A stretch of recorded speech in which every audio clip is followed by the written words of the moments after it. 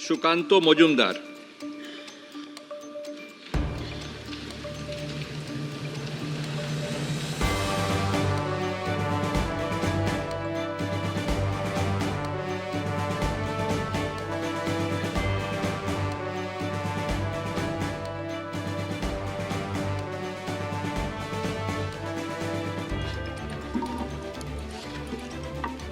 আমি সুকান্ত মজুমদার লোকসভায় সদস্য নির্বাচিত হইয়া ঈশ্বরের নামে শপথ করিতেছি যে বিধি দ্বারা স্থাপিত ভারতের সংবিধানের প্রতি আমি অকৃত্রিম নিষ্ঠা ও আনুগত্য পোষণ করিব।